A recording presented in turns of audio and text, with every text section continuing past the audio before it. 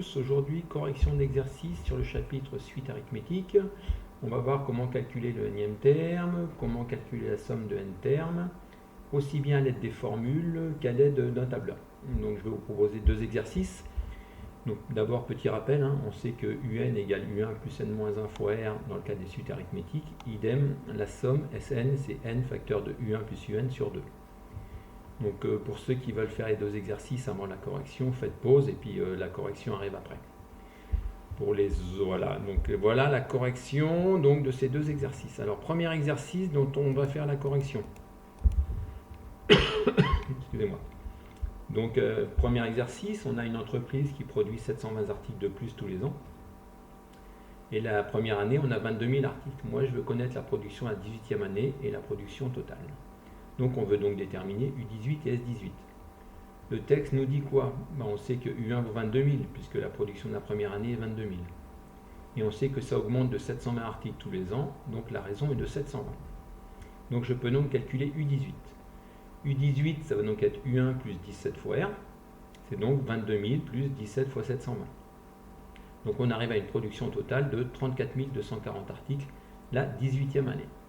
Si on veut connaître la production durant ces 18 années, donc il faut faire la somme, vous voyez que pour la somme, on a besoin de d'abord calculer U18. Bon, nous, on l'a déjà fait, donc c'est très bien. Mais si on vous avait demandé directement la somme, il aurait fallu vous penser à calculer tout d'abord U18.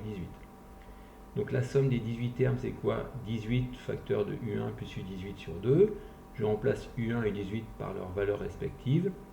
Et j'arrive à une somme de 506 160.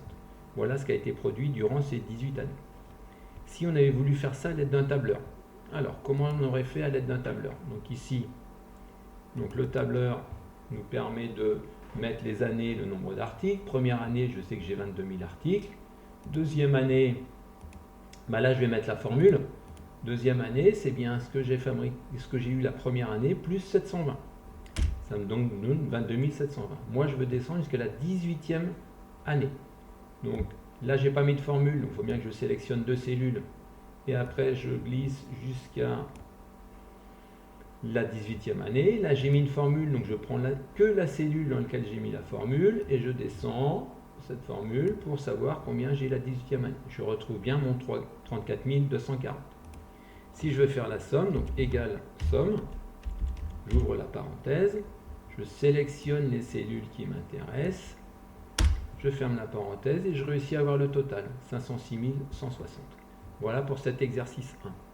Si maintenant je veux faire l'exercice 2, l'exercice 2, même principe, je connais la production de la première année, je sais qu'il y a 350 articles de moins tous les ans, je veux trouver la production de la 13e année et la production totale des 13 années. Donc je veux calculer U13 et S13. Première année 105 000, donc U1 égale 105 000. Il y a une baisse de 350 tous les ans, donc on peut dire que la raison est de moins 350. En fait, pas à voir avec ça, c'est bien moins 350 la raison. Et puis tout comme l'exercice précédent, donc U13, je sais que c'est U1 plus 12 fois R. Je fais le calcul, j'arrive à 100 800. Et si je veux la somme, j'exploite le U13 que j'ai calculé au-dessus. Je connais déjà U1, donc je n'ai plus qu'à calculer la somme, j'arrive à ça. Voilà à l'aide des formules. Si je voulais faire à l'aide d'un tableur, donc là, même idée, je mets moi ici mes années. La première année, j'ai ça. Là, je mets la formule. B2 moins 350. Donc après, j'ai plus qu'à...